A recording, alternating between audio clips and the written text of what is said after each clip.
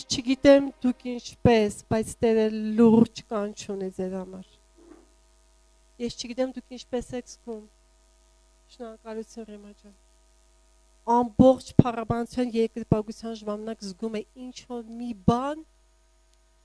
ուրիշ է։ Մինչև ես Գյումրիում ուրիշ բան եմ զգում։ Ինչ որ մի բան ուրիշ է։ Ու մի անգամից աղջկիս առաջ բացվեց տեսարանը։ Հիսուսի համբարձումից հետո վերնատուն սպասող աշակերտներ։ Դուք տխուր եք։ Դուք տխուր եք։ Երբ որ վազորդը վազում է, ճիշտ ասեցի չէ բառը։ Երբ որ վազում է, կներեք Երևանից բարբարի համար։ Էստաֆետով վազքից ով է տեղյակ։ Երբ որ գալիս է պահ, որ նա պետք է էստաֆետը հանձնի, նա պետք է հանձնի,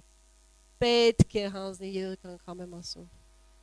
որ պետք է հանձնի, նրա վազքը դանդաղում է։ Եվ ով որ պետք է վերցնի, նա պետք է մտնել այդ ռիթմի մեջ։ Այս վազքի ռիթմը մի պահ դանդաղում է, բայց սա պետք է։ Նոր շնչի, նոր թափի, նորի համար։ Սպասեք, ոչ թե տխրությամբ, այլ ակնկալիքով, որտեղ Աստծո մի զորավոր մարդ ասել է, սպասումը հրաշքի մթնոլորտ է ստեղծում։ Ես տեսա այս տեսարանը, ձեզանից է կախված, դուք կլինեք այդ տեսարանի մասնակիցը, թե ոչ։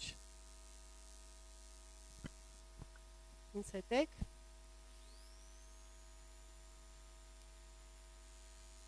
Մտածեցի Գյումրիի մասին ինչ անեկդոտ պատմեմ, չգտա։ Ինչ գիտեի պատմել եմ։ Լավ։ Ես շատ ուրախ եմ, որ այստեղ եմ եւ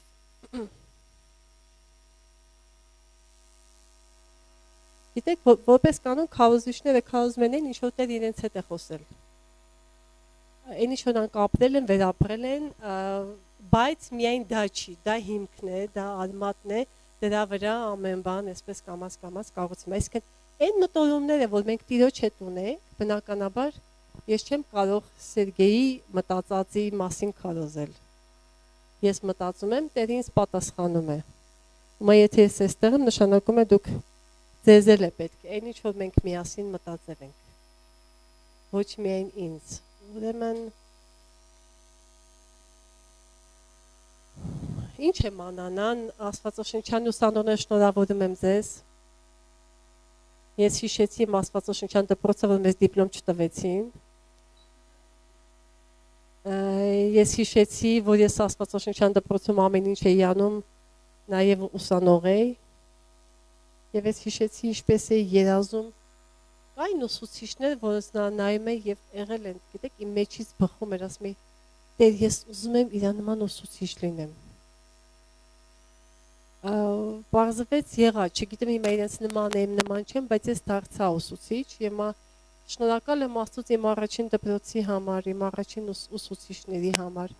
Շնորհակալ եմ Հիսուս Քրիստոսից հետո եկող իմ ուսուցչի համար։ Եվ մենք ենք փոխարինողները, էստաֆետ տվողները։ Էստաֆետ վերցնողները, լավ վերցրեք, որ լավ կարողանաք տալ։ Այս պետք է վերցնեք, լավ, կարծում եմ դուք հասկանում եք, ես ինչ նկատի ունեմ։ Սա չեմ տրամաբանում, սա զգացի եւ տեսա, լավ։ Շատ բարի։ Աստվածաշնչյան դպրոցում սովորողները ավելի լավ կհիշեն, որտեղ նոր են սովորել, բայց մի բառ կա Աստվածաշնչում, որի թարգմանությունը կուզեի միանգամից գտնենք, մանանա, ինչ է նշանակում։ Ինչ է սա։ Ես չէի տեսել մեջևը։ Իսկ զարմանալի բան է, անհասկանալի չգիտեի, այսպիսի բան չկար մեջև հիմա։ Նորություն է, ուզում եմ իմանալ, ինչ է սա։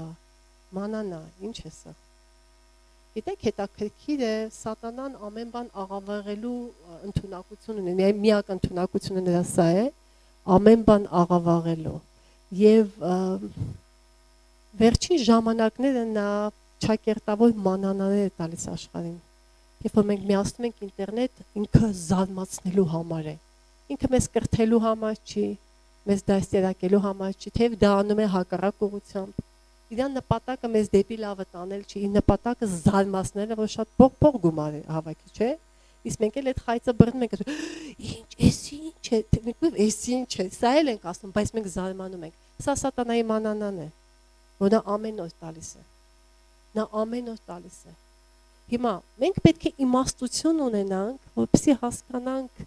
ինչ ժամանակում ենք ապրում։ Որովհետև եթե մենք չհասկանանք ինչ ժամանակում ենք ապրում, մի օրինակ բերեմ։ Օրինակ իմ ու իմ ծնողների մեջի սերունդների տարբերությունը այդքան էլ մեծ չէր։ Նրանց մանկության ժամանակ չկար, բայց երիտասարդության ժամանակ կար տան հեռախոսները լարով։ Հիմա դա մեր երեխաների համար մանան է, էս ինչը։ Բայց ես հիշում եմ ընդամենը 10 տարի առաջ ես սմարթֆոն չունեի ու չգիտեի ինչ է նշանակում։ Ինձ ասում էին հեռախոս, ես պատկերացնում էի այդ կոճակները։ Բայց 2 տարի հետո երեխային ասում էր հեռախոս, երեխան այսպեսի շարժում էր անում, թեև խոսալ չգիտեր։ Մենք պետք է հասկանանք ինչ ժամանակներում ենք ապրում։ Եկեք մի հատ խոսք կարդանք։ 2 Տիմոթեոս 3 գլուխ առաջին խոսքը։ Միջև դա, այն խոսքը, որպես շարունակություն ստացած ես համար, առաջին Պետրոս 3 գլուխ ասում է. Տիրոջ աչքերը արդարների վրա են եւ նրա ականջը նրանց աղոթքներին, մի հատ էլ։ Տիրոջ աչքերը արդարների վրա են եւ նրա ականջը նրանց աղոթքներին։ Տիրոջ աչքը ձեր վրա է եւ նրա ականջը ձեր աղոթքներին։ Ապրենք այնպես, որ գիտենք, իրական դա այդպես է, բայց այնպես ապրենք, որ մենք էլ գիտենք, որ Տիրոջ աչքերը մեր վրա են եւ աղոթենք այնպես, որ նրա ականջը մեր աղոթքներին է։ Եվ Տերը ասում է. իմ աչքերը ձեր վրա է։ Իմ ականջը ձեր աղոթքներին է։ Աղոթեք նրան շատ։ Լավ։ Ուրեմն 2 Տիմոթեոս 3 գլուխ առաջին խոսք։ Եվ իմացիր, որ հետի օրերում կամ վերջին օրերում չար ժամանակներ կլինեն։ Մի հատ էլ, եւ իմացիր, որ վերջին օրերում չար ժամանակներ կգան, որովհետեւ մարդիկ կլինեն ինքնասեր, արծաթասեր, անբարտավան, հպարտ, հայոհիչ, ծնողներին, անհնազանդ, ապերախտ, անսուրբ, ուզում եմ շարունակել, անգութ, անհաշտ, բանսարկու,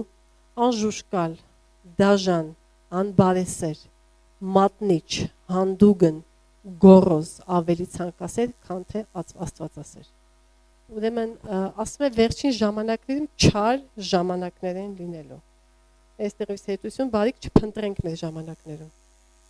Ես չեմ խոսում Տիրոջը փնտրելու մասին, ես խոսում եմ աշխարհի մասին, լավ։ Հիմա 5-րդ խոսքը ասում եմ շատ կարևոր համար է, որ աստվածապաշտության կերպարանքն ունեն, բայց այսինքն դա ինչ որ խոսում է հավատացյալների մասին։ Այսինքն չկներեք եկեղեցի հաճախողի մասին։ Ասում է որ աստվածապաշտության կերպարանք ունեն, բայց նրա զորությունն ուրացած են։ Նրանցից էլ ետ քաշվիր։ Որովհետև սրանցից են, որ տնից տուն են մտնում եւ գերի անում մեղքերով բեռնավորված տկարամիտ կնիկներին, որ կերպ ցանկություններով վարված են։ Ես ուզում եմ մենք հասկանանք, այստեղի նկատի ունի, որ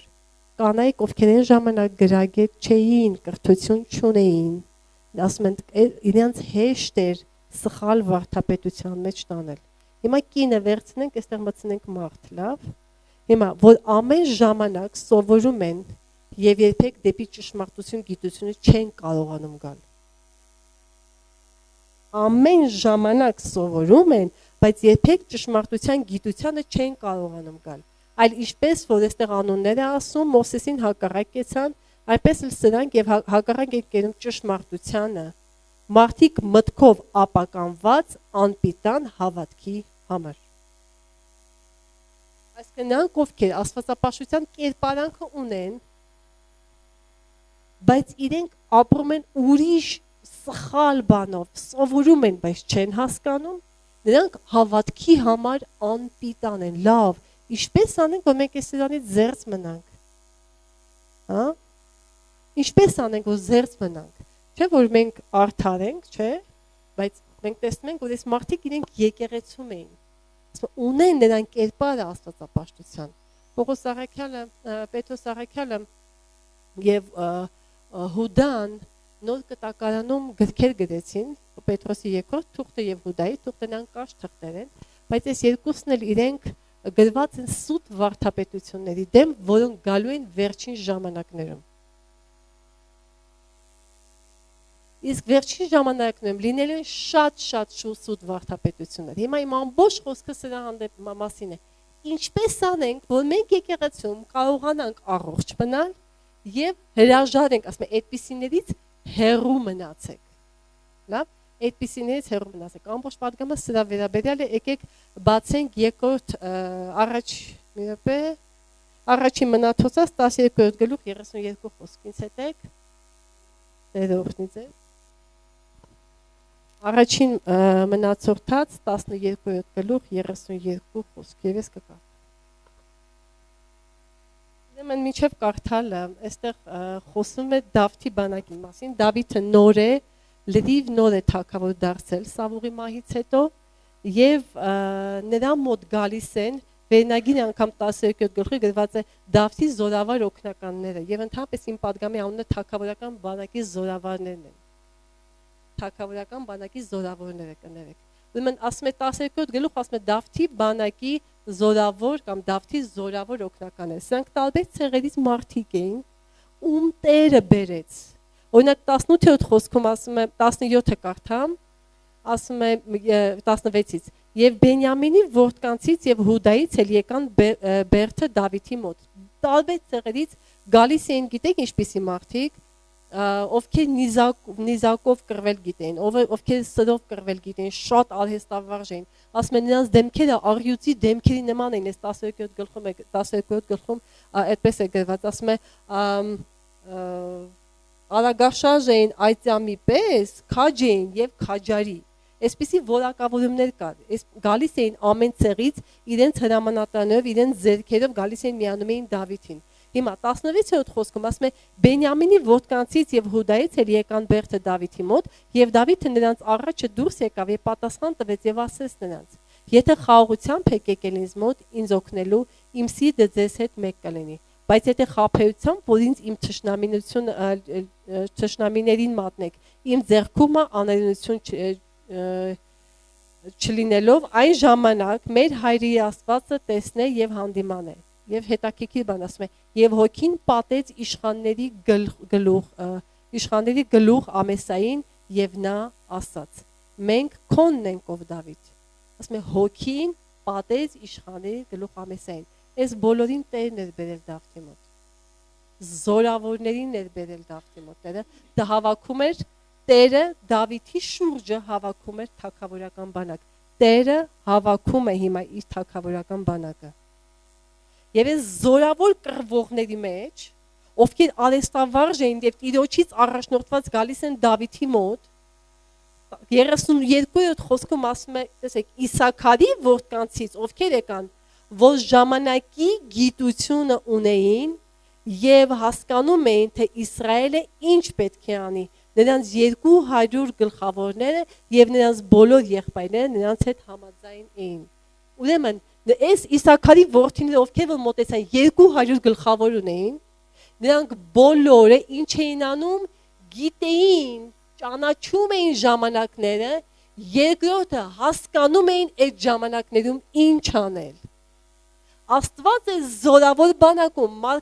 լեզվով ասած, մարգարեների, առաքյալների, ուսուցիչների, ավետարանիչների կամ մնացած այլ ծառայությունների մեջ մեկտեղ որ մենք արհեստավարժ ենք տերես բանակը հավաքում է, նրանց մեջ բերեց Իսաքարի որդիներին, ովքեր ճանաչում էին ժամանակները, գիտեն երբ են ապրում, ինչ ժամանակ է սա, ինչ հոտ է գալիս այս ժամանակներից։ Աշխարհը ուր է գնում, ոչ միայն սա գիտեին, նաև գիտեին ինչ պետք է անել։ Եվ վերջին բանը, որ այստեղ կա, ասում են նրանց 200 գլխավորները եղբայրները ինչ էին։ Բոլոր եղբայրները նրանց հետ համաձայն էին, նրանք միաբան էին։ Գործք առաքելոցը երբ որ կարդում ենք եւ ասում է աշակերտները մեկտեղ միաբան էին, հաց էին կրտում եւ զրուցում են շարունակության մեջ ասում է եւ Աստված ավելացնում էր փրկվածների քանակը։ Նրանք չէին բերում այդ մարդկանց։ Նրանք չէին բերում այդ մարդկանց, Տերն էր բերում։ Նրանց բաժինը ո՞րն էր, միաբան էին, ուրախ էին։ Եվ ես գլխի վերջում ասում եմ ամենավերջին խոսքը, տեսեք հետո բանակը հավաքվեց, վերջին խոսքը ասում է նաև նրանցից մոտիկ եղողները միջև Իսաքար, Զաբուղոն, Նեփթաղիմ հաց բերեցին էշերով, ուխտերով, ջորիներով եւ եզներով եւ ուտելեղենի համար, ալու, չոր, թուզ, չամիչ նման է, մեկտեղ հավաքված էին հաց էին կիսում։ Ասում է գինի, յուղ, աչառներ եւ ոչխարներ շատությամբ, որովհետեւ ուրախություն կար Իսրայելում։ Ես ուրախ եղա, երբ ինձ ասացին, արի միասին Տիրոջ տունը գնանք, ուր գնանք Տիրոջ տունը, իմ ուրախությունը իմ Տերն է, իմ ուրախությունը իմ Տիրոջ զավակներն են։ Երբ որ ես ասում եմ հավես չունեմ եկեղեցի գնալու, նշանակում է այս տունը իմ տունը չի։ Եղբայր առաջ ասում էր, հիմիկվա պատգամներ, ասում էր Էմիլիայի պատգամներից հետո մարդիկ կարոլովիկ դուրս են գալիս։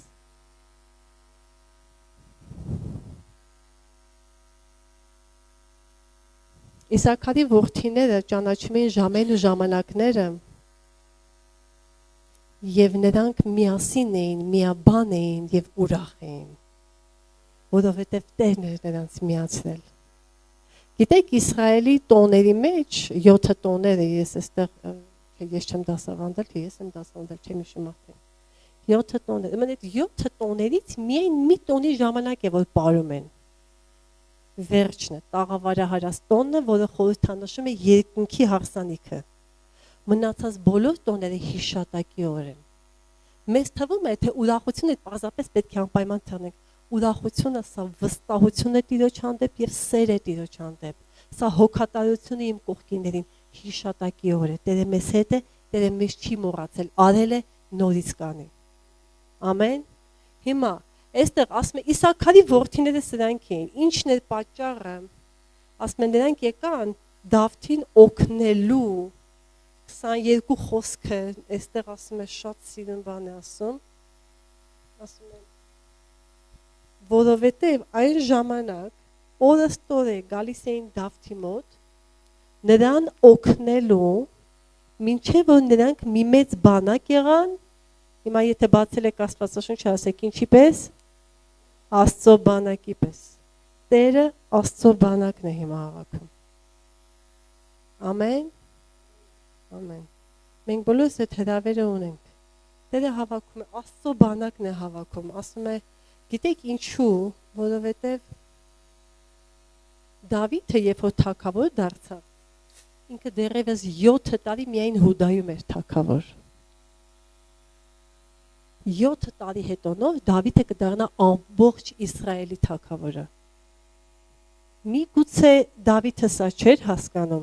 բայց քանի որ Իսաքարի որդիները նրա հետ էին եւ Տերը ուղարկեց, ինչու ուղարկեց, վտանգ կար քաղաքացիական պատերազմի։ Միգուցե Բենյամինի ցեղը ուզենար հետ վերադարձնել իշխանությունը։ Տերը այս բոլորին ուղղեց, ասում է հոգին գլուխը պատեսնելա, Իսաքարի որդիներն ուղարկեց, իմաստուններով շրջապատեց, ինչու, որպեսզի քաղաքացիական պատերազմը չլիներ։ Պետք էր ժամանակ, այն սպասումային ժամանակն է, որ հիմա ես ձեր մոտ զգում եմ, չգիտեմ, դուք զգում եք թե ոչ, ես զգում եմ, ես կխոսամ դրա մասին։ Այս սպասման ժամանակն է, էստաֆետը փոխանցելու ժամանակն է, նորընթաց սկսելու ժամանակն է, թագավորական բանակի ստեղծելու ժամանակն է։ Սա ամբողջ աշխարհում է նաև կատարվում, միայն այստեղ չի։ Մենք բոլորս բաներ վերապրեցինք, որ չէինք սպասում, որ սա կվերապրենք, բայց Տերը մեծ եւ զորավոր գործ ունի։ Նա հավաքում է Դավթի բանակը, ինչի համար են պետք իմաստունները, որպեսզի քաղաքացիական պատերազմ չլինի։ Ինչու, որտեվ եկեղեցու ներսում ասում է ինքը Պողոս առաքյալը Տիմոթեոսին, որ եկեղեցու ներսում թշնամին ամեն ինչ կանի, որ այդպիսի մարդիկ բարձրանան սխալ։ Եվ տանեն, ովքեր որ գիտություն չունեն, նրանց տանեն։ Ինչու, որտեվ վերջին ժամանակները չար են։ Ասում է, որքան որ սա կարդամ, ուզում եմ մի քիչ իմաստուն վարվեմ համար, 2 Տիմոթեոս 3:13-ում ասում է, չար եւ խավար ժամանակ, չար եւ խավար մարդիկ առաջ կգնան իրենց չարության մեջ։ Վերջին օրերում ասում է սուրբերը ավելի կսարփանան, չարերը ավելի կչարանան։ Դուք պատկերացրեք երկու մեծ հսկա եւ գիգանտ բարձրանալու են իրար դեմ մարտնչելու։ Ասում է չարը մարդիկ ինչ են անելու,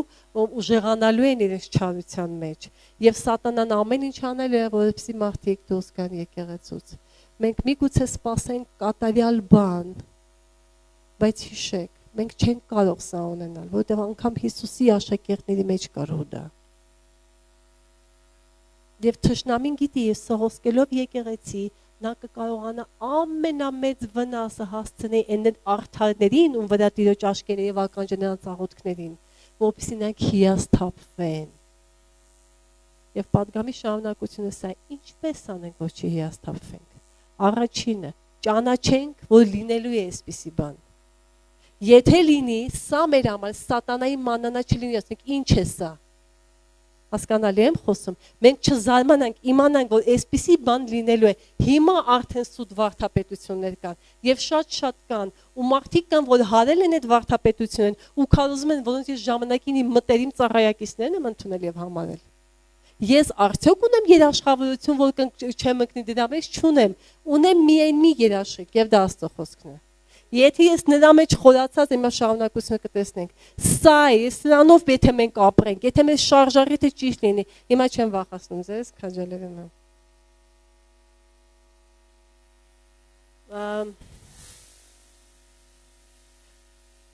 Ինչը կօգնի հաստատ մնալ, հա?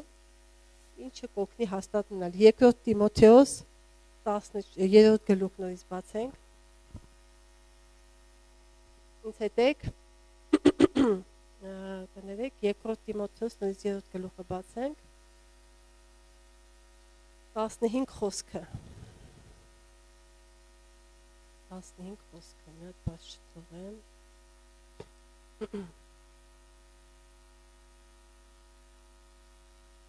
14-ն եմ կարդում։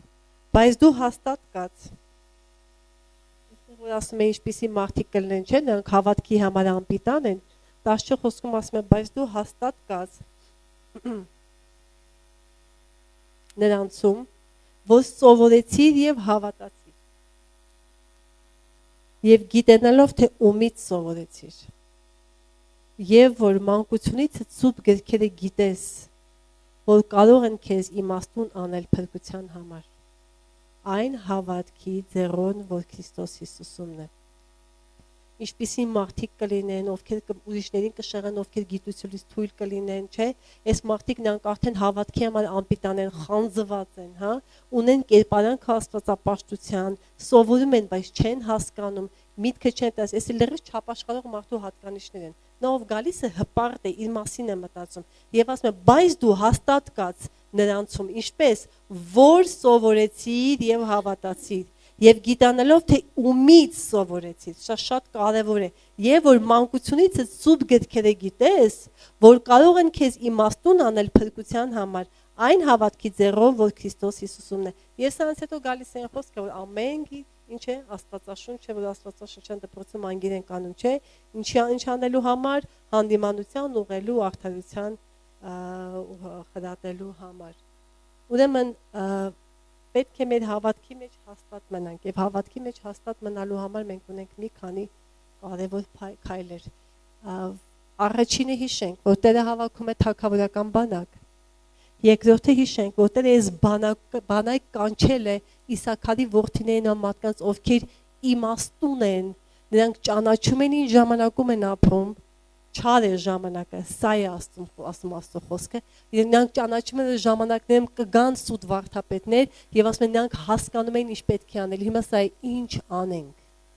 Հիմա սրա շարունակությունն է, թագավորական բանակը հավաքվել է, Տեր տուր մեզ իմաստություն, որ մենք տեսնենք քո մանանան, ոչ թե սատանայի ամեն օրվա կերակուրը եւ մանանան, հիանանք, զարմանանք, կերակրվենք, հետո ասենք, այս որտեղից այսքան տարօրինակ բաներ է մտքիս մեջ, փակագծի մեջ մի բան ասեմ, գնանք առաջ, արագ եմ խոսում։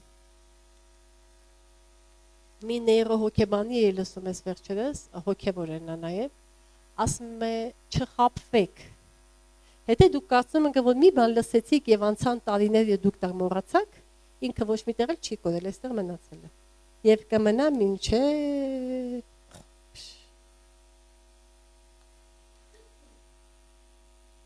ինչ էլ որ լսում ենք, ուզում ենք լսել թե ոչ։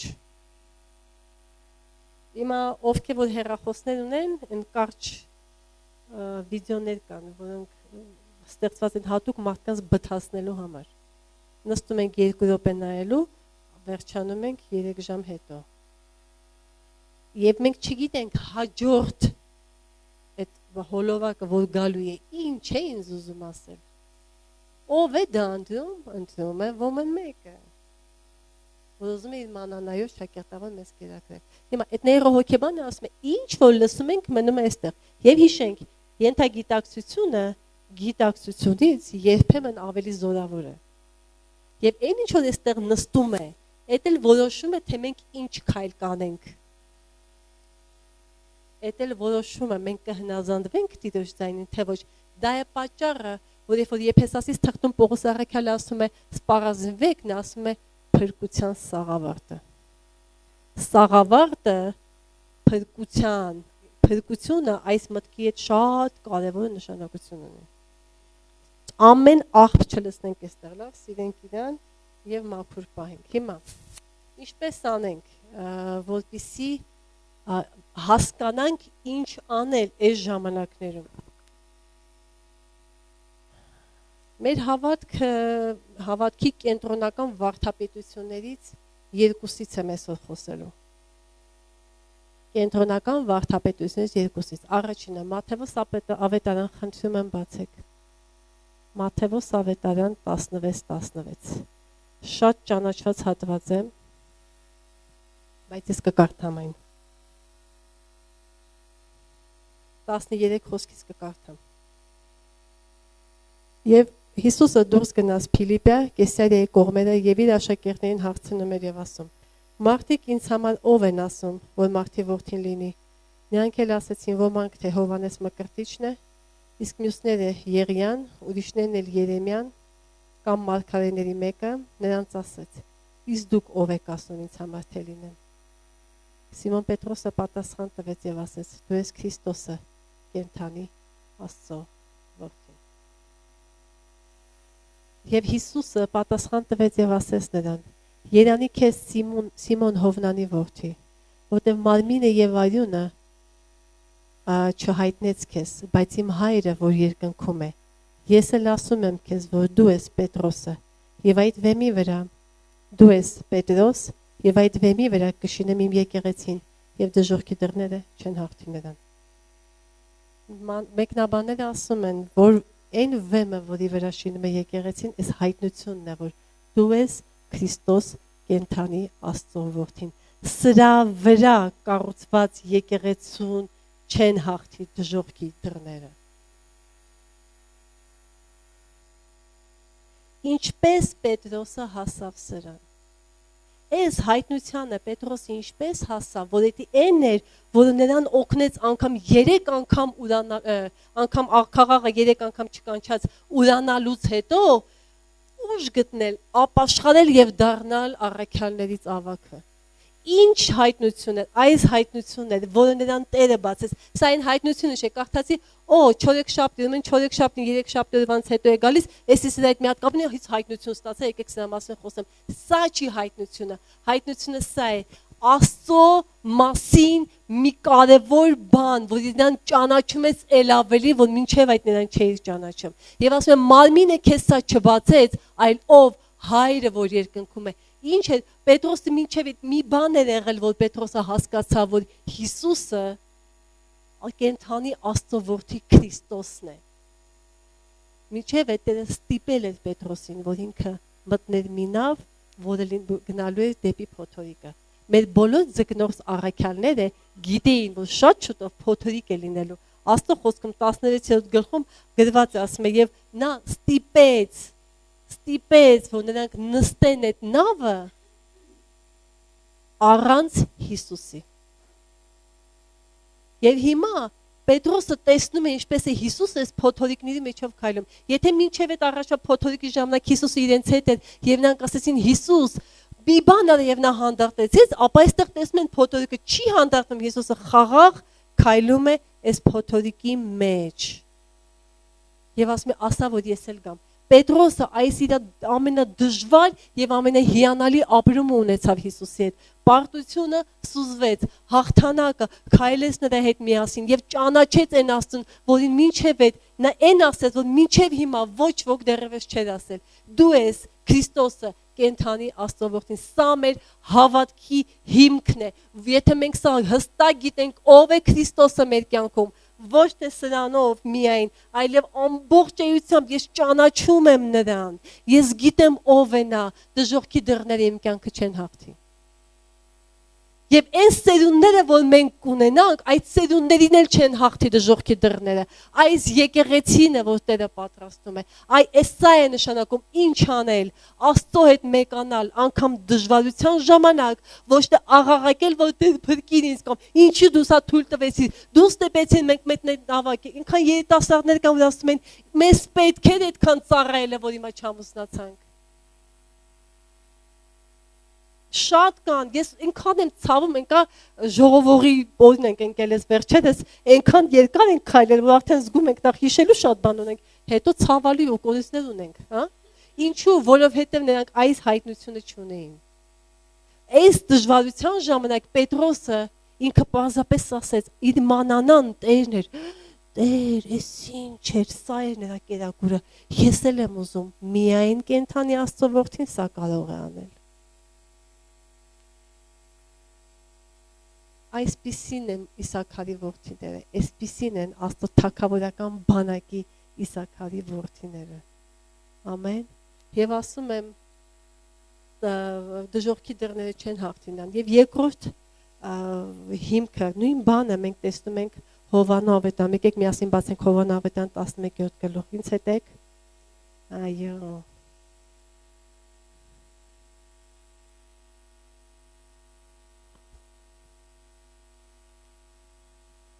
Առաջին խոսքը կկարդամ, մի քիչ կարող է շատ ես ժամանակ ունեմ։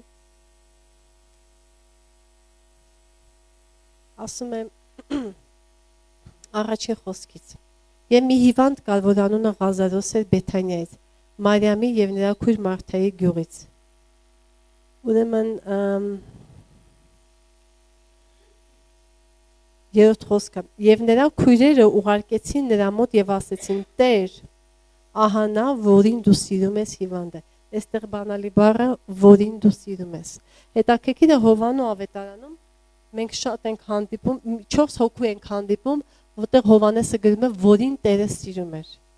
Մեկ անձամբ իր մասին է խոսում, եւ երեքը սրանք երկու քույր, մեկ եղբայր են, Ղազարոս, Մարթա եւ Մարիամ։ Եվ մի քանի անգամ շեշտում է։ Ես մի օր երկար մտածեցի, չէ՞ որ մեր Տերը անաչառ Աստված չի։ Ինքը տարբերություն չի դնում, ասենք Սերգեյ շատ սիրի, Էմիլիան քիչ սիրի։ Ինքը տարբերություն չի դնում, բայց ի՞նչն է պատճառը, որ ընդ որում Հովհաննեսը անհամեստորեն, կատակով ասած, համարձակությամբ ես կասեի, գրում է, որ իրեն է սիրում, ինքը սիրել է աշակերտներ եւ այս երեքին։ Երկար էի մտածում եւ ինձ մի բան բացվեց, որ այստեղ հարցը այն չէ, որ Տերը նրանց շատ է սիրում, պարզապես նրանք ավելի շատ էին բացվել Տիրոջ սիրո համար։ Հիմա այս ընտանիքը ինչպիսին էր,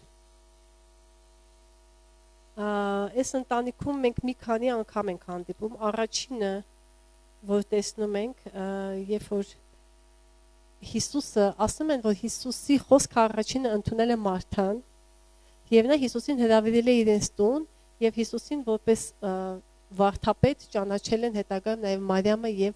Ղազարոսը։ Մի քիչ նախաբանը երկար է, բայց կարեւոր է լսեք։ Այս ժամանակաշրջանում Հիսուսի աշակերտ կինը իրավունք չուներ լինել, ընդհանրապես աշակերտելու իրավունք չուներ աշակերտության, կինը իրավունք չուներ։ Բայց մենք երբ որ տեսնում ենք, որ Հիսուսը, ասում են Մարիամը Հիսուսի ոտքերի մոտ էր, Մարթան ճաշ էր եփում, Ղազարոսը չգիտենք որտեղ էր, բայց հաստատ այդ կողմերն էր, գլխավոր անձես երկու քույրն են։ Հիսուսի ոտքերի մոտ լինելը, սա այն ժամանակ նստում էին աշակերտի ոտքերի մոտ, ուսուցչի ոտքերի մոտ նստում էին միայն աշակերտները։ Սա դպրոցի խորհուրդն էր, դպրոցի նշանն էր։ Ինչպես եւ հետագայում Պողոս Առաքյալը ասել, որ Գամալիելի ոտքերի մոտ եմ սովորել։ Այսինքն հետո մենք տեսնում ենք, որ Մարթան էլ երբ որ Ղազարոսը կմահանա, կգնա Մարիամին կասի, արի վարդապետը եկել է։ Եթե աշակերտը չէր, իրավունք չուներ նրան վարդապետ անվաներ։ Այսինքն այս երկու կանայք Հիսուսի աշակերտներն են եղել։ Հիմա նրանք խորհրդանշում են, եթե Պետրոսը անցել է Հիսուսի հետ պրակտիկ դասերը եւ ոտքի նստելու դասերը, ապա մենք այստեղ այս կանանց մոտ տեսնում ենք երկու բաժանում։ Մարթան ասում է պրակտիկ դասը, Մարիամը ասում է ոտքերի մոտ նստելու դասը։ Եվ երբ որ Մարթան ասում է «Տեր, հոգը չէ, ինչի ես այսքան գործ եմ անում, ինքը ոտքի հետ մոտ նստած է», այստեղ մեկնաբանները ասում են ոչ թե Հիսուսը հանդիմանում է, որ ասում է ինքը լավ բաժին է ընտրել, դու վատը։ Մենք չենք տեսնում, որ ասի դու վատն ես ընտրել։ Նա ասում է լավ բաժին է ընտրել ինձ լսելու, ասում է դե հացել պետք է ուտեին, ասում է մի բան է պետք, այսինքն ընդհանրապես մի կերակուր սակի բավական է, դու էլ արի մի ներվի, շուտ արա, արի։ Հիմա այս ընտանիքն է, որի հետ ընկերություն էր անում Հիսուսը, եւ նրանք Հիսուսի աշակերտներն էին, եւ այս ընտանիք Հիսուսը հետո ժամանակ առ ժամանակ գալիս էր խաչելուց առաջ, Երուսաղեմ մտնելուց առաջ ինքը կմտնի կգիշերի այս ընտանիքում։ Նրա ընկերներն էին եւ իր աշակերտներն էին, սա գիտենք։ Հիմա 11-րդ գլխում մահանում է նրա սիրելի ընկեր եւ աշակերտ Ղազարոսը։ Նրա սիրելի Մարիամը եւ Մարթան ուղարկում են եւ ասում են. «Արի քո սիրելի Ղազարոսը հիվանդ է, նա չի գալիս» եւ հետո սպասում է մինչեւ Ղազարոսը մահանա, հետո աշակերտներն ասում են. «Ես ուրախ եմ, որ ես այնտեղ չէի նրա մահանալուց»։ Երբ որ կարդաք 11-րդ գլուխը կտեսնեք։ Եվ հետո ասում է, որ որպեսզի դուք հավատաք աշակերտների համար, այստեղ չեմ խորանում, բայց մենք տեսնում ենք, որ Մարթան հենց իմանում է, որ Հիսուսը գալիս է, վազում է Հիսուսին ընդառաջ։ Մեծ երկխոսություն է այստեղ գալիս, ասում է Տեր, եթե դու գայիր, ինքը չէր մահանա։ Եվ ասում է, բայց հիմա էլ գիտեմ 22 խոսքը 11, հիմա էլ գիտեմ, թե ինչ որ Աստծուց խնդրես Աստված քեզ կտա։ Հիսուսը նրան ասեց. «Քո եղբայրը հարություն կառնի»։ Մարթան նրան ասեց. «Գիտեմ, որ հարություն կառնի հարությունից հետին օրերը»։ Հրեաները հավատում էին, որ գալու է հարություն, որը որ եղավ, երբ որ Հիսուսը խաչի վրա մահացավ։ Ասում է գերեզմաները բացվեցին եւ մեռելները հարություն առան, չէ՞, ասում է Հիսուսը սա այդ մեր հավատքի հաջորդ կենտրոնական վարդապետություններից մեկն է, ասում է ես եմ հարությունը եւ կյանքը, ինձ հավատացողը թեև մեռնի էլ կապրի։ Ում ասեց Հիսուսը սա, ասեց մի մարդու, ով նրա աշակերտն էր, ով բացվել էր նրա սիրո համար, ով անգամ երբ որ եղբայրը մահացավ, Հիսուսը ուշացավ ու չեկավ, չբողոքեց։ Ինչու՞, գիտեք ինչու։ Հիմա եկեք շարունակությունը կարդանք 27 խոսքը։ Շարունակեմ 26-ը։ Եվ ամեն ով որ կենթանի է եւ ինձ հավատում է, հավիտյան չի մեռնի։ Հավատում ես սրան։ Հիմա տեսեք Մարթայի հայտնությունը, որ ամբողջ ավետարաններում ունեցել է միայն Պետրոսը եւ Մարթան։ Այո Տեր, ես հավատացել եմ, թե դու ես Քրիստոսը, Աստծո որդին, որ պետք է աշխարհ գայր։ 12 աշակերտներից միայն Պետրոս այս հայտնությունը ստացավ։ Եվ այն աշակերտներից, որի մասին քիչ է խոսվում, այս հայտնությունը ստանում է Մարթան։ Դու ես Քրիստոսը, Աստծո որդին, եւ ընդարձակում էին միտքը, որ Պետրոսն էր ասել, որ պետք է աշխարհ գայր։ Նա Աստծո ծրագիրն էր հասկացել, սա էր պատճառը, որ երբ որ իր եղբայրը մահացավ, եւ Տերը չպատասխանեց նրանց աղաչանքին, որ արինամ հիվանդ է մահացավ, եկավ, անգամ չի պատկերացնում ինչ է հարությունը, ինչ է լինելու, ասում, բայց գիտեմ ինչ որ Աստծուց խնդրես կտա քեզ, եւ այս է պատճառը, որ նա այստեղ չհիասթափվեց, որ ես գիտեմ, որ դու ես կենթանի Աստծո որդին, որ պետք է աշխարհ գայր։ Այս հայտնություններն են, որ օգնում են այս մարդկանց չար ժամանակներում եւ դժվար իրավիճակներում հաստատուն կանգնել։ Հիմա մի բա նայեք ձեր կյանքին։ Ես էլ իմ կյանքին նայեմ։ Ինչ չունենք, չունեցածները ավելի շատ են։ Ինչքան առողջ օրգան ունենք, ինչքան հիվանդ օրգան ունենք, երբեմն հիվանդները ավելի շատ են։ Որքան բողոքելու հնարավորություն ունենք եւ գոհանալու հնարավորություն, բողոքելունը շատ են։ Բայց եթե մենք Իսաքարի որդիներ ենք, եթե մենք թագավորական բանակի զորավորներ ենք, եթե մենք իրոք ունենք այս հայտնությունը, դժոխքի դռները մեզ չեն հաղթի։ Ինչ անել Հիսուսի ոտքերի մոտի դպրոցը անցնել։ ինչ անել Հիսուսի հետ գործնական դպրոց անցնել։ Աստվածաշնչում ավետարաններում Մարիամի մասին խոսվում է ընդամենը 3 անգամ, 3 անգամ էլ Մարիամը Հիսուսի ոտքերի մոտ էր։ Ուրիշ տեղ չկա, որ Մարիամից խոսվի։ Միգուցե նա միշտ այնտեղ է եղել։ Եվ գիտեք հետաքրքիր է, որ 12-րդ գլխում Հովանու ավետարան մենք տեսնում ենք, որ 3-րդ խոսք առաջինից կարդամ։ Հիսուսը զատկից 6 օր առաջ եկավ Բեթանիա, որտեղ մեռած Ղազարոսն էր, որին մեռելներից հարություն տվեց։ Իդեպ հետաքրքիր է, որ այստեղ ասում է նա ննջել է, երբ որ Մարիամի հետ կխոսի, ասում է նա ննջել է, որտեղ ասում է եթե մեռնի էլ, չէ, ինչ չի անի, եթե հավատացող թե մեռնի էլ կապրի։ Մի հատ պրակտիկ բան ասեմ, հետո շարունակեմ։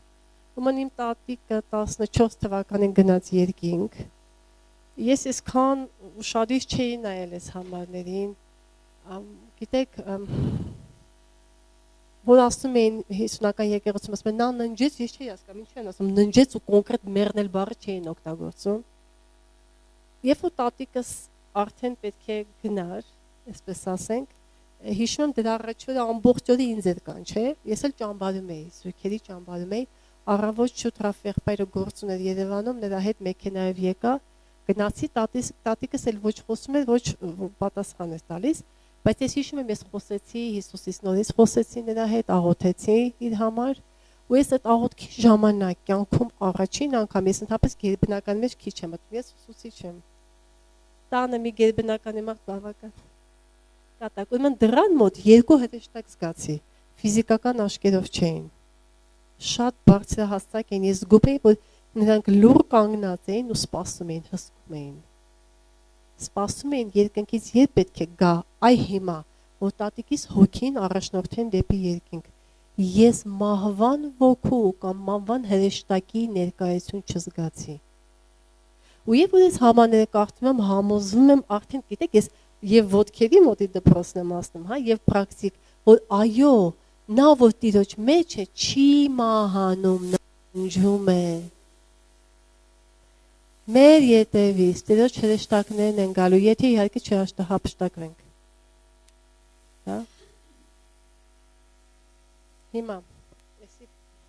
գովազդային ակնթարթ։ 12 գլուխ առաջին խոսքից Հիսուսը զատիկից 6 օր առաջ եկավ Բեթանիա, որտեղ մեռած Ղազարոսն էր, որին մեռելներից հարություն տվավ, եւ այնտեղ հասկերույթ արեցին նրա համար, եւ Մարթան կրկին ծառայում էր, եւ Ղազարոսը նրա հետ սեղան նստողներից մեկն էր, Մարիամն էլ մի լիտր նարդոսի ազնիվ մեծակի յուղ առավ Հիսուսի ոտները օծեց եւ մազերով սրբեց նրա ոտները։ Ուրիշ հատվածում գրված է, որ նաեւ գլուխը։ Ասում են մեկնաբանները, որ ամենայն հավանականությամբ Հիսուս այս զրույցի ժամանակ ասում է, որ ես մտնելու եմ Երուսաղեմ եւ այնտեղ մահանալու եմ։ Եվ այս ամեն ինչից տպավորված այս գործողությունը անում է Մարիամը։ Ինչ էր նարդոսի յուղը։ Նախ նարդոսի յուղով օծում էին թագավորներին։ Այն յուղը, որքանով որ այստեղ կա նկարագրված է, դա 300 դինար արժեր, այսինքն 1 տարվա աշխատավարձ։ Ոտք օծելու խորհուրդը հрьяաների մոտ նշանակում է դու ընդունված ես իմ կողմից եւ բարեհաճություն կա։ Ես քեզ ընդունում եմ, բաց եմ քեզ համար։ Գլուխ օծել է, երբեմն սա նշանակում է այն հյուրը, որը որ քո տանն է, դու նրան մեծ պատիվ ես տալիս եւ հատուկ հյուր է նա քեզ համար։ Երբեմն որոշ հանգամանքներում նաեւ թագավորին էին այսպես ուզում, նրա գլուխը յուղով օծելով։ Սրանով նա ճանաչեց Հիսուսի թագավոր լինելը, որով հետո նա որպես թագավոր կմտնի, բայց ամենակարևոր բանը, որ նա սրա անեց, սա էր, որ նա պատրաստեց Հիսուսին իր ամենամեծ ծառայություն անելու համար։ Մինչև այդ քահանաները այս ծառայություն անելու համար օծվում էին, հետո էին կատարում։ Նա օծեց Հիսուսին իսկ ամենամեծ ծառայություն անելու համար, խաչվելու համար։ Այս մարդիկ են, որ տեսնում են այն, ինչ որ ուրիշները չտեսան, հասկացան այն, ինչ որ ուրիշները չհասկացան, եւ նա գիտեր, նա հասկացավ, ինչ պետք է անել, երբ որ Հուդան ասեց, ես ինչ ես անում, եկել ես մեջտեղս ընկել այ Եվայից ծնված անձնավորություն, սա քո գործը չի, սա քո տեղը չի, գնա այնտեղ ճաշ եփի։ Հիսուս ասեց, թող, սա ինչի համար է անում, իմ պատանքի համար է անում։ Մարիամը միայն սա հասկացավ, ինչու, որտեղ նա նրա ոտքերի մոտ էր։ Ինչպես լինենք մարդիկ, ովքեր ճանաչում են ժամանակները եւ հասկանում են ինչ անել, որպեսզի մենք հաղթող լինենք, որպեսզի սուտ վարդապետությունից հեռու մնանք։ Պետրոս առաքյալը, երբ որ սուտ վարդապետությունների մասին խոսում է, վերջին ժամանակներում ինչ է լինելու։ Նույն թուղթը գրեթե նմանությամբ կրկնում է Հուդան։ Եվ ես հարց եմ տալիս, ինչ կարիք կար նույն խոսքերը երկու անգամ գրվեր։ Ավետարանը հասկացանք, Հիսուսի կյանքն է, երկու անգամ երկու վկայություն, ճշմարտություն է։ Լավ, այս սուտ վարդապետությունը նույն լավ ուրիշ ձևով գրվեր։ Հուդա բանուգործ չուներ, Տիրոջից խոսք տաներ, քոնը գրեր։ Ինչու ես արտագրել, որոնք ասում են, ոնց որ արտագրած լինի Պետրոսի ուղերձը, սուտ վարդապետությունների մասին։ Գիտեք, ամենագլխավոր բանը, որին Պետրոսը շեշտը դնում է առաջին Պետրոսում, որն է։ Թե երկրորդ Պետրոսում է, չշեղեմ, երկրորդ Պետրոսում։ Սա է։ Ոմանք ասում են, իմ բառերով եմ ասում, որ ուշացավ Հիսուսի երկրորդ գալուստը, էլ չի գա, էլ մի սպասեք։ Անմեղ բանալը, անմեղ հերետիկոսությունը, անմեղ սուտը, անմեղ սխալվեցի, լավ։ Բայց գիտեք սա ինչ նշանակում, այն մեծ հույսը, երբ որ Հռոմում քրիստոնյաների մորթում էին, սպանում էին,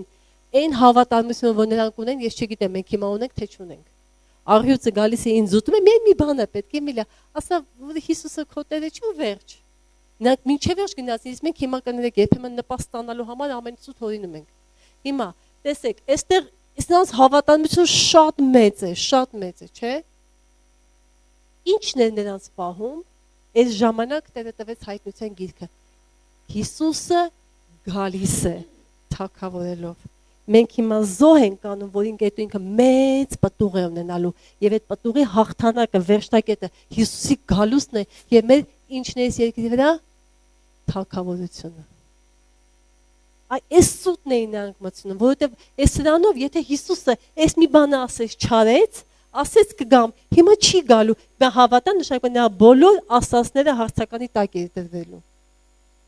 Այնքան ակտուալ ու այնքան շատ են լինելու վերջին ժամանակներում սուտ վարդապետությունները, որ Աստվածաշնչում գրեթե նույն տեքստով երկու գիրք է զտեղված։ Ինչպես նրան հաղթենք, երբ որ մենք Պողոս առաքյալին ասես, ինչ որ սովորեցիք, ամուր պայք եւ գիտեք ումից եք դա սովորել։ Ես հիմա ուզում եմ կարճացնեմ իմ խոսքը։ Ուրեմն մի մարդ կար Սթիվեն Հոքինգ անունով, ես չգիտեմ, գիտեք իր մասին թե ոչ։ Եղել է աթեիստ։ Չեմ ուզում նրա կյանքի շատ խոսեմ, բայց շատ խելացի անձնավորություն է եղել։ Ես ֆիզիկայից 0 եմ, ինչ որ պատմում եմ, մամայիս խոսքերից եմ լսել, եթե սխալվեմ, ինձ կներեք։ Աստրաֆիզիկոս, ճիշտ եմ։ Եվ ասում են, որ նա գտել է Էյնշտեյնի հարաբերական տեսության մեջ սխալ։ Եվ լրացրել ու ամբողջականացրել է Էյնշտեյնի հարաբերականության տեսությունը։ Ուրեմն այս մարդը եղել է անաստված եւ ասել է մարդկությունը մոտենում է իր կործանմանը, անհնար է, այն տեմպերով մենք գնենք առաջ, այն տեմպերով որ մենք ինքնավերացում մարդկությունը, հա, ասենք ինքնավերացման ծրագիր է դրված մարդկության մեջ, ինքը շուտով վերանալու է։ Միակ փրկությունը, գիտեք նա որտեղ է տեսնում, այլ մոլորակների վրա կյանք։ Անաստված էր։ Նա անաստված էր եւ նա ասում է այլ մոլորակների վրա կյանք, ինչին որ ես կարծում եմ այս սրան հետևում են ոմանք, չեմ ուզում այստեղ խոսեմ։ Հիմա բայց նա իր ամբողջ կյանքը տվել է մի բանի, որ գիտի հույս չկա այս երկրի վրա, տվել է մի բանի ուսումնասիրելու տիեզերքը, որ փրկվեն գնան այնտեղ, չփրկվեց ինքն էլ գնաց այս երկրի մեջ մնաց։ Հիմա, բայց կար մի ուրիշ գիտական, նրա մասին շատ լավ չգիտեմ, բայց նրա կյանքը գիտեմ։ Ինչպես ասում են, դու կոկա-կոլա խմել ես, ասում եմ չեմ խմել, բայց եղբայրս տեսել է ինչպես են շիշը բացում։ Հիմա Նիկոլա Տեսլա։ Ես վերջերս նրա մասին մի բան իմացա, զարմացել եմ։ Ուրեմն, այս մարդը հրաժարվում է ամեն հաճույքից, համեղ կերակուր, շոկոլադ, քաղցրավենիք, զվարճանք, թատրոն, համերգ, կինոթատրոն, փակվում է իր գրասենյակում եւ իր ամբողջ հաճույքը ստանում է գիտական ուսումնասիրությունների մեջ։ Եվ դառնում է այն, ով որ դառնում է։ Եվ մոտս մի լույս ծագեց։ Ցավոք սրտի մենք հավատացյալներս մեր հաճույքը ստանում ենք ուրիշտեղ։ Մանանան ընդունում ենք ուրիշտեղ եւ դա է պատճառը, որ մենք այդպես հաջողված չենք։ Ասում են Տեսլան երբ որ նա մահանում է եւ կոտրում է նրա դուռը, մտնում է ներս, փակած է լինում դուռը, Ամերիկայի կառավարությունը փնտրում է իր ուսումնասիրությունները, հետազոտությունները հարվածային զենքի վերաբերյալ, որ նա ասում է, որ կգա ժամանակ, որ մարդկությունը մի զենք կհորինի, որով մի հարվածով մի ամբողջ բանակ կարող է վերացնել։